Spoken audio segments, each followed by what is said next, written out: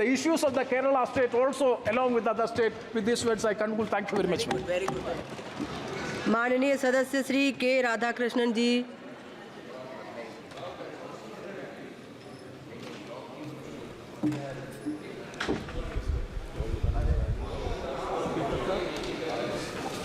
I am going to speak my mother tongue. Sir,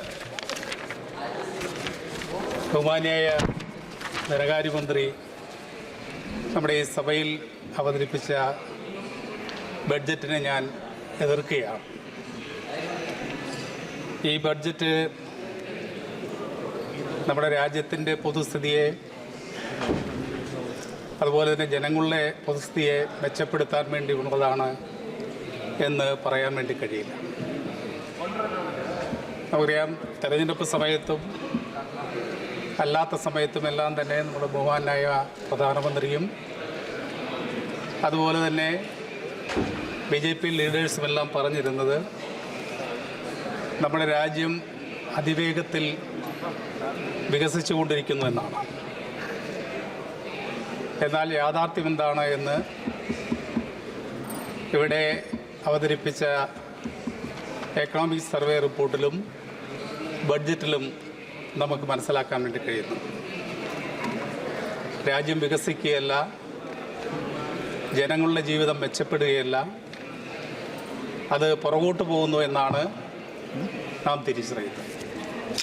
അതുകൊണ്ട് തന്നെ ഈ ബഡ്ജറ്റ് ഇവിടെ നേരത്തെ ബഹുമാനായ അംഗങ്ങളെല്ലാം പറഞ്ഞ പോലെ നമ്മുടെ രാജ്യത്തിൻ്റെ മുന്നോട്ട് പോക്കിൽ തടസ്സം സൃഷ്ടിക്കുന്ന ഒരു ബഡ്ജറ്റാണ്. നമ്മുടെ രാജ്യത്തെ ഒന്നായി കാണാൻ ഈ ബഡ്ജറ്റിന് കഴിയുന്നില്ല എന്നുള്ളതാണ് ഏറ്റവും പ്രധാനപ്പെട്ട കാര്യം. ചില സംസ്ഥാനങ്ങളോട് പ്രത്യേക രീതി കാണിക്കുകയും മഹാഭൂരിപക്ഷം സംസ്ഥാനങ്ങളെയും അവഗണിക്കുകയും ചെയ്യുന്ന ഒരു സമീപനം നമ്മുടെ ബഡ്ജറ്റിൽ സ്വീകരിച്ചതായി കാണാൻ വേണ്ടി കഴിയുക. നമ്മുടെ ബഡ്ജറ്റ് നമ്മുടെ രാജ്യത്തിൻ്റെ പൊതുവികസനത്തിനും ജനങ്ങളുടെ മുന്നേറ്റത്തിനും ഉതകുന്ന രീതിയിലാണ് വേണ്ടത് എന്നുള്ളത് നമ്മളെല്ലാം തിരിച്ചറിയുന്നു. ആ അർത്ഥത്തിൽ നോക്കുമ്പോൾ ഈ ബഡ്ജറ്റ് നമ്മുടെ രാജ്യത്തെ മുന്നോട്ട് നയിക്കുന്ന ഒന്നല്ല എന്ന് കൃത്യമായിട്ട് നമുക്ക് മനസ്സിലാക്കാൻ കഴിയും. തെരഞ്ഞെടുപ്പ് സമയത്ത് പറഞ്ഞതെല്ലാം ഇന്ന് നാം പരിശോധിക്കുമ്പോൾ അതെല്ലാം വലിയ രീതിയിലുള്ള വാഗ്ദാനങ്ങൾ മാത്രമായിട്ട് അവശേഷിക്കുകയാണ്. BJP ഗവൺമെൻറ് അധികാരത്തിൽ വന്നത് 2014 അധികാരത്തിൽ വരാൻ വേണ്ടി പറഞ്ഞ കാര്യങ്ങൾ അധികാരത്തിൽ വന്നപ്പോൾ വിസ്മരിക്കുകയാണ് ചെയ്തത്. സാധാരണ തെരഞ്ഞെടുപ്പ് സമയത്ത് പറയുന്ന കാര്യങ്ങൾ അധികാരത്തിൽ വന്നാൽ അത് നടപ്പിലാക്കാനുള്ള പ്രതിബദ്ധതയും ഉത്തരവാദിത്വം കാണിക്കേണ്ടതാണ്. എന്നാൽ അത് കാണിച്ചില്ല എന്ന് മാത്രമല്ല, ആ പറഞ്ഞ കാര്യങ്ങൾ ഒന്നും നടപ്പിലാക്കാതെയാണ് 2019 തെരഞ്ഞെടുപ്പിനെ നേരിട്ടത്. 19 തെരഞ്ഞെടുപ്പ് സമയത്ത് BJPയുടെ നേതാക്കൾ പറഞ്ഞത് 2014 പറഞ്ഞ കാര്യങ്ങൾ അത് നടപ്പിലാക്കിയെന്ന് ജനങ്ങൾ ചോദിച്ചപ്പോൾ പറഞ്ഞത് തെരഞ്ഞെടുപ്പിൽ പറയുന്ന കാര്യങ്ങൾ അത് നടപ്പിലാക്കാനുള്ളതല്ല, കേവലം വാഗ്ദാനങ്ങൾ മാത്രമാണ് എന്നാണ് പറഞ്ഞത്. 2019 വീണ്ടും BJP അധികാരത്തിൽ വന്നു. 2024 വീണ്ടും വാഗ്ദാനങ്ങൾ ആവർത്തിച്ചു. പക്ഷേ ആ വാഗ്ദാനങ്ങൾ നടപ്പിലാക്കാൻ വേണ്ടിയുള്ള യാതൊന്നും തന്നെ നമ്മുടെ ഈ ബഡ്ജറ്റിൽ കാണാൻ വേണ്ടി കഴിയുന്നില്ല.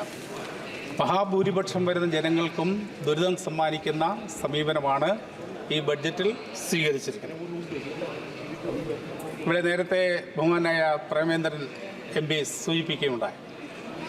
തെരഞ്ഞെടുപ്പ് സമയത്ത് ബഹുമാനായ പ്രധാനമന്ത്രി നമ്മുടെ രാജ്യത്താകെ ഓടി നടന്ന് പറഞ്ഞ ഒരു കാര്യമാണ്, താൻ 400 സീറ്റുകളുടെ ഭൂരിപക്ഷത്തോടുകൂടി ഇന്ത്യയിൽ വീണ്ടും അധികാരത്തിൽ വരുമെന്നാണ്. എന്നാൽ 400 സീറ്റിൽ അധികാരത്തിൽ വരും എന്ന് പറഞ്ഞ പ്രധാനമന്ത്രിയുടെ പാർട്ടിക്ക് ലഭിച്ചത് കേവലം 240 സീറ്റാണ്. അതുകൊണ്ട് തന്നെ മെജോറിറ്റി കിട്ടാത്ത ഒരവസ്ഥ ഈ ഭരണകൂടത്തിനുണ്ടായി. അതുകൊണ്ട് തന്നെയാണ് പല സമ്മർദ്ദങ്ങൾക്കും വഴങ്ങിക്കൊണ്ടുള്ള സമീപനം സ്വീകരിക്കേണ്ടി വന്നത് എന്ന് ഈ ബഡ്ജറ്റിലൂടെ നമുക്ക് കാണാൻ വേണ്ടി കഴിയുക. സമ്മർദ്ദത്തിന് വഴങ്ങിക്കൊണ്ടുള്ളൊരു ബഡ്ജറ്റായി നമ്മുടെ ദേശീയ ബഡ്ജറ്റ് മാറി എന്നുള്ളതാണ് നമുക്ക് കാണാൻ വേണ്ടി കഴിയുന്നത്. അങ്ങനെ സമ്മർദ്ദത്തിന് വഴങ്ങിക്കൊണ്ട് പോകേണ്ട ഒരു അവസ്ഥയിലാണ് ഇന്ന് BJP.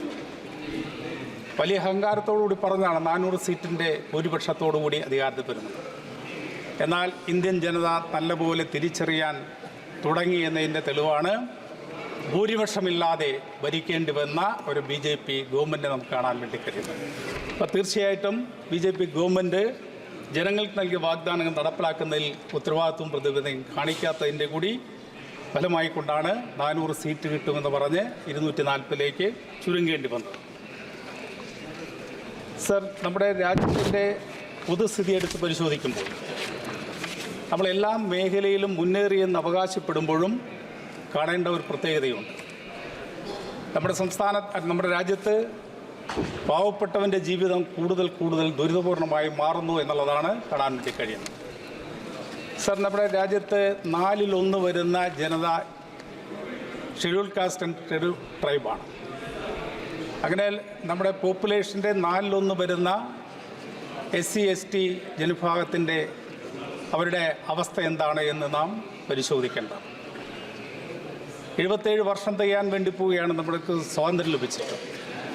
അങ്ങനെ സ്വാതന്ത്ര്യം ലഭിച്ച് 77 വർഷം തികയാൻ വേണ്ടി പോകുമ്പോഴും നമ്മുടെ ഇന്ത്യൻ ജനതയുടെ 4/1 വരുന്ന ഷെഡ്യൂൾ കാസ്റ്റിൻ്റെയും ഷെഡ്യൂൾ ട്രൈബിൻ്റെയും സ്ഥിതി എന്താണ് എന്ന് നാം പരിശോധിക്കുമ്പോൾ വലിയ ദുരിതമാണ് ഇപ്പോഴും ആ വിഭാഗങ്ങൾ നമ്മുടെ രാജ്യത്ത് അഭിമുഖീകരിക്കുന്നതെന്ന് നാം തിരിച്ചറിയണം. അവരുടെ ജീവിതം മെച്ചപ്പെടുത്താൻ വേണ്ടിയുള്ള ഒട്ടേറെ പദ്ധതികൾ നടപ്പിലാക്കിയെന്ന് നാം അവകാശപ്പെടുകയാണ് രാജ്യത്ത്. എന്നാൽ അവരുടെ ജീവിതം എത്ര കണ്ട് മെച്ചപ്പെട്ടു എന്നുള്ളതിനെ സംബന്ധിച്ച് യാതൊരു പരിശോധനയും നമുക്ക് നാളിതുവരെ നടത്താൻ വേണ്ടി കഴിഞ്ഞില്ല. ചില സംസ്ഥാനങ്ങൾ ചില കാര്യങ്ങൾ അവർക്ക് വേണ്ടി ചെയ്യുന്നുണ്ട്. എന്നാൽ ദേശീയ തലത്തിൽ SC/ST ജനവിഭാഗത്തിൻ്റെ ജീവിതം മെച്ചപ്പെടുത്താൻ വേണ്ടി ക്രിയാത്മകമായിട്ടുള്ള യാതൊരു പദ്ധതിയും നടപ്പിലാക്കാൻ വേണ്ടി ശ്രമിക്കുന്നില്ല എന്നുള്ള ദുരനുഭവം നമ്മുടെ മുമ്പിൽ. അതുകൊണ്ട് ബഹുമാനിയായ ധനകാര്യമന്ത്രിയോട് എനിക്ക് പറയാനുള്ളത്, നമ്മുടെ രാജ്യത്തെ 4/1 വരുന്ന ജനതയുടെ ജീവിതം മെച്ചപ്പെടുത്താൻ കഴിയുന്ന രീതിയിലുള്ള പുതിയ പദ്ധതികൾ എന്തെങ്കിലും നിർദ്ദേശം മുന്നോട്ട് വയ്ക്കാനുണ്ടോ? നമ്മുടെ രാജ്യത്തെ പാവപ്പെട്ട ആളുകളുടെ ജീവിതം മെച്ചപ്പെടുത്താൻ എന്തെങ്കിലും സംവിധാനമുണ്ടോ? അതില്ല എന്നുള്ളതാണ് ഓരോ കണക്കുകളും സൂചിപ്പിക്കുന്നത്. നമുക്കറിയാം, അടുത്ത കാലത്ത് വന്ന കണക്കുകളെല്ലാം പറയുന്നത് നമ്മുടെ രാജ്യത്തിൻ്റെ ദാരിദ്ര്യം. Sir, please complete.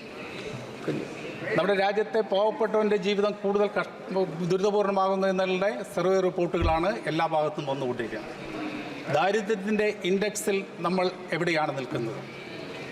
അല്ലെങ്കിൽ ഇനിക്വാളിറ്റിയുടെ കാര്യത്തിൽ നമ്മൾ എവിടെയാണ് നിൽക്കുന്നത്? ഡിസ്ക്രിമിനേഷൻ്റെ കാര്യത്തിൽ നമ്മൾ എവിടെയാണ് നിൽക്കുന്നത്? അങ്ങനെ ഓരോ രംഗമെടുത്ത് പരിശോധിക്കുമ്പോഴും നമ്മുടെ രാജ്യത്തെ മഹാഭൂരിപക്ഷം ആളുകളും ഇപ്പോഴും നാനാതരത്തിലുള്ള ദുരിതങ്ങൾ പേറി ജീവിക്കുകയാണ്. അതിന് പരിഹാരമുണ്ടാക്കാൻ വേണ്ടിയുള്ള ക്രിയാത്മകമായിട്ടുള്ള നിർദ്ദേശങ്ങളൊന്നും തന്നെ നമ്മുടെ ഈ ബഡ്ജറ്റിൽ കാണാൻ വേണ്ടി കഴിയുന്നില്ല. സർ, കേരളം എന്നൊരു സംസ്ഥാനം, ആ കേരളത്തിൽ നിന്നാണ് ഞാൻ വരുന്നത്. ആ കേരളം എന്ന സംസ്ഥാനം ഇന്ത്യക്കാകെ മാതൃകയാകുന്ന രീതിയിൽ ഒട്ടേറെ മേഖലയിൽ വലിയ മുന്നേറ്റം ഉണ്ടാക്കിയിട്ടുണ്ട്.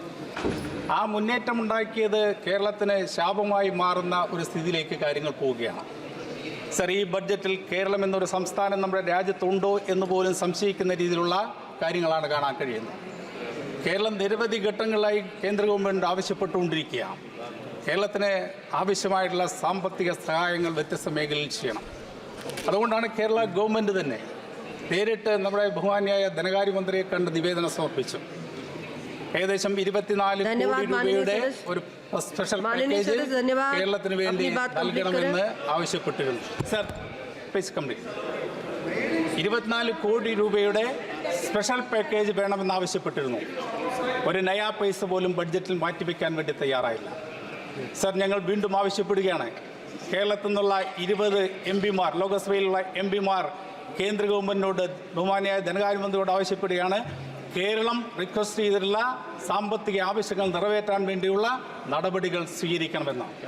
സർ, കേരളവും ഇന്ത്യയുടെ പാർട്ടാണ്, ഇന്ത്യയുടെ ഭാഗമായിട്ടാണ് കേരളവും എന്നുള്ള കാര്യം തിരിച്ചറിഞ്ഞുകൊണ്ട് കേരളം മുന്നോട്ട് വെച്ച ആവശ്യങ്ങൾക്ക് പരിഹാരമുണ്ടാക്കാൻ വേണ്ടിയുള്ള നടപടി സ്വീകരിക്കണമെന്നുകൂടി ഈ സന്ദർഭത്തിൽ സൂചിപ്പിക്കുക. സർ, മറ്റു കാര്യങ്ങളിലേക്കൊന്നും കടന്നു പോകുന്നില്ല, സമയം വളരെ കുറച്ചാണ് ലഭിക്കുന്നത്. സർ, ഒരു കാര്യം കൂടി സൂചിപ്പിച്ചുകൊണ്ട് ഞാൻ എൻ്റെ പ്രസംഗം, സർ, ഒരു ഒറ്റ കാര്യം കൂടി. സർ, കേരളത്തിലെ ഏറ്റവും വലിയ ഒരു കവിയായിരുന്നു, അല്ലെങ്കിൽ ഫ്രീഡം ഫൈറ്ററായിരുന്നു മഹാകവി വള്ളത്തോൾ. അദ്ദേഹം ഇന്ത്യൻ സ്വാതന്ത്ര്യ സമര സമയത്ത് ജനങ്ങളെ ഉത്തേജിപ്പിക്കാൻ വേണ്ടി പാടിയ ഒരു പദ്യമുണ്ട്, അല്ലെങ്കിൽ വാക്കുകളുണ്ട്, പറഞ്ഞ വാക്കുകളുണ്ട്. അദ്ദേഹം അന്ന് പറഞ്ഞു, ഭാരതമെന്ന് കേട്ടാൽ അഭിമാനപൂരിതമാകണം അന്തരംഗം, കേരളമെന്ന് കേട്ടാലോ തിളയ്ക്കണം ചോര ഞരമ്പുകളിൽ എന്ന് അന്ന് പറഞ്ഞിട്ടുണ്ട്. ഞാനത് ചോര തിളയ്ക്കാൻ വേണ്ടി പറയുന്നതല്ല, പക്ഷേ കേരളത്തെ പരിഗണിക്കാതെ പോകുന്ന ഈ സ്ഥിതിയിൽ മാറ്റമുണ്ടാക്കണമെന്ന് ഈ ഗവൺമെൻറ്റിനോട് അഭ്യർത്ഥിച്ചുകൊണ്ട് ഒരിക്കൽ കൂടി ഈ ധനാഭ്യർത്ഥനകളെ ഞാൻ എതിർക്കുകയാണ്. धन्यवाद.